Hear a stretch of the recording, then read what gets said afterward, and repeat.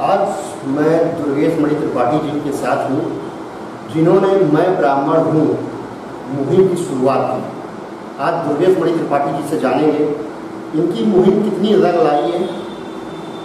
दुर्गेश मणि त्रिपाठी जी, आपका डेली खबर में बहुत बहुत स्वागत है। नमस्कार त्रिपाठी जी, मैं ये जानूंगा, जो आपने सोशल मीडिया में एक मुहिम छेड़ी है मैं ब्राह्मण हूँ, ये कितनी रंग लाई है? बहुत रंग लाई है। आप सब जैसे देख ही रहे हैं कि हमारे जो ग्रुप का है दबाव है जो, और जो यूनिटी है, उससे घबरा कर कई फैसले लिए जा रहे हैं जो ब्राह्मण हितों के हैं, और बहुत अच्छी मुहिम चल रही है। इसमें कोई शक की बात नहीं है। सब लोग इसको अप्रिशिएट कर रहे हैं कि समाज में जागरूकता आ रही है और लोग बहुत ज़्यादा तादाद में हम लोगों से जुड़ रहे हैं। ऐसी क्या जरूरत पड़ी कि ब्राह्मणों को ये बताने के लिए कि मैं ब्राह्मण हूँ? हुआ ये कि आप लोग देख ही रहे हो, तरह तरह से कांड हो रहे हैं। ब्राह्मणों के साथ बहुत अत्याचार हुआ।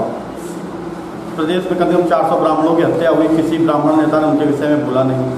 तमाम जैसे SC ST एक्ट का एक मुद्दा आया, उसमें भी SC ST में तो हम ऐसा नहीं कि ब्राह्मण ही उसमें दोषी होते, उसमें और जातियाँ भी दोषी हो रही थी, लेकिन सबसे ज़्यादा उसमें टारगेट ब्राह्मण समाज को किया गया। किसी ने नहीं बोला। आरक्षण की बात है, उसमें सबसे ज़्यादा ब्राह्मणों का ही शोषण हो रहा है, उसमें भी किसी ने नहीं बोला।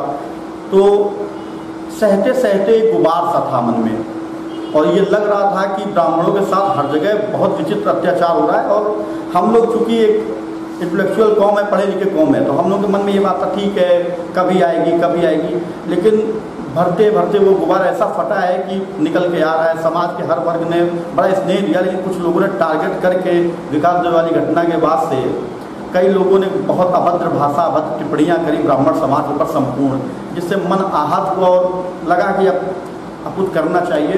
तो उसी करने का परिणाम है जो ये मैं ब्राह्मण हूँ ग्रुप, और हम लोग आज यूनाइट हो रहे हैं। मौजूदा सरकार में कुछ डर दिखा जब से ये मुहिम चालू हुई कि मैं ब्राह्मण हूँ, तो मौजूदा सरकार ने अपने कुछ ब्राह्मण विधायकों को लगाया कि इसका फीडबैक जाना जाए, और उनके अंदर कुछ हलचल दिखी और डर दिखा। इसके बारे में क्या कहेंगे? देखिए, पहली बात तो हम लोग सरकार को डराने के लिए नहीं बैठे हैं। सरकार हमेशा सशक्त होनी चाहिए।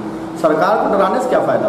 सरकार को ये सोचना चाहिए कि जब वो शासन सत्ता में है तो समाज का हर वर्ग बराबर का अधिकार रखे, बराबर से उसको समानता मिले।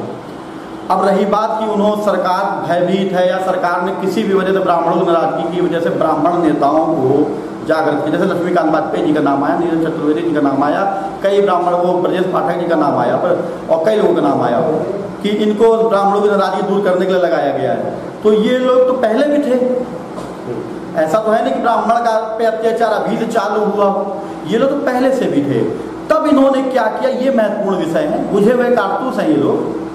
ये इनसे अगर ब्राह्मणों को इनसे उम्मीद होती तो ब्राह्मण इतना आवेशित होकर रोड पे क्यों आ रहा होता या सोशल मीडिया पर टिप्पणी क्यों कर रहा होता? इन पे अब किसी को विश्वास नहीं रह गया है। ये लोग अपने केवल थाली पीटने आए हैं, फिर मंत्री बनेंगे, सांसद बनेंगे, और अपने घर बच्चों में वसीयत लिख के जाएंगे कि मेरा लड़का फला त्रिपाठी है तो कोई विधायक बन जाए, फला सिंह है वो तो सांसद बन जाए। तो कोई हितैषी नहीं है ये ब्राह्मणों के। ब्राह्मण के हितैषी हम खुद हैं। हमें जब हम खुद के हितैषी बनेंगे तब दुनिया हमें पूछेगी।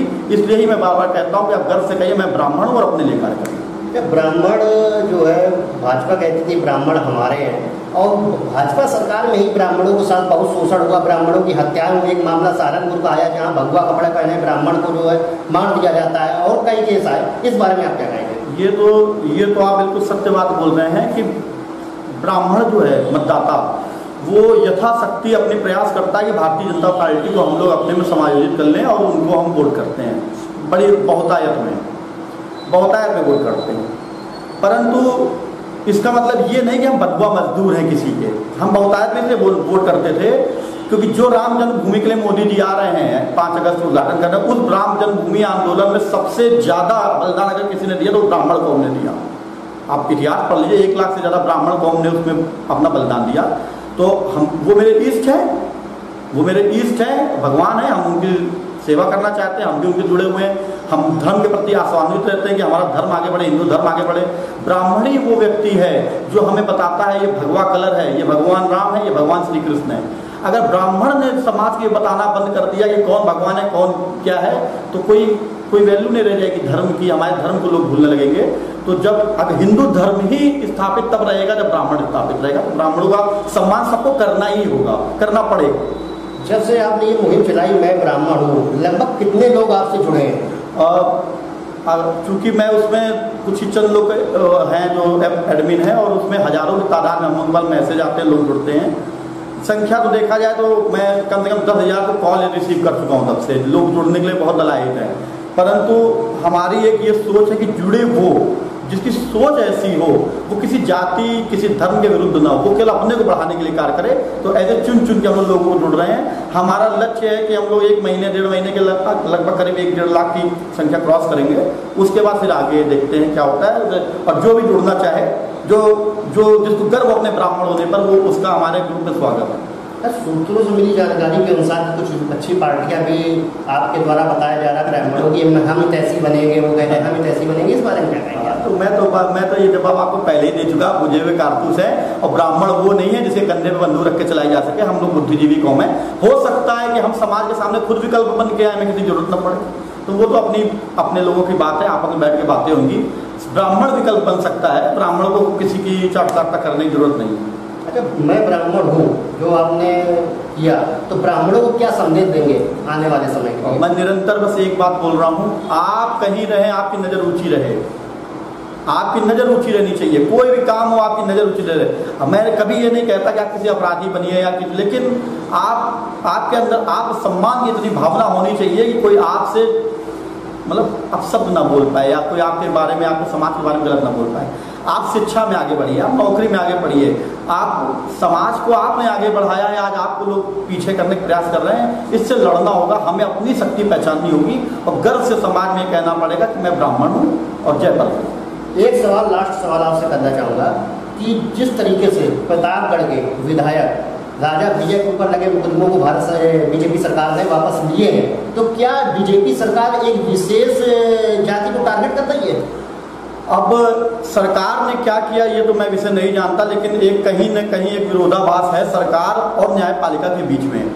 जिस चीज़ को इन्होंने हटाने की बात करी, सरकार ने कल खुद खंडन किया कि हम ऐसा मुकदमा जो है वो हम नहीं वापस ले रहे हैं, लेकिन न्यायपालिका को अगर खुद संज्ञान लेना पड़ा है तो ये सरकार का विषय है कि उसके ऊपर कहीं न कहीं जातिवादिता का आरोप लग रहा है। और इसको आला कमान को, भारतीय जनता पार्टी आला कमान खुद से देखना पड़ेगा कि कहीं ऐसा ना हो कि सुई के चक्कर में हमको भाला लग जाए, तो नुकसान ज़्यादा होगा, तो आपको सतर्क रहना पड़ेगा।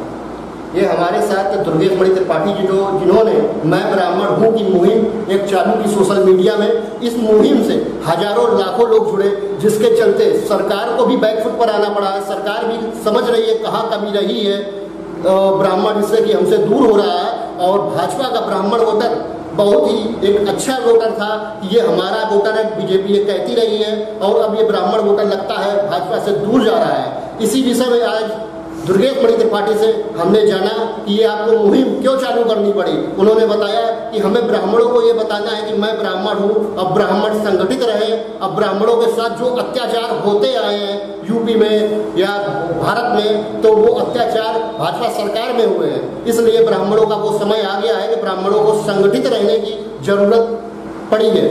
हमारे साथ कैमरा पर्सन आलोक मिश्रा के साथ दीपक दीक्षित।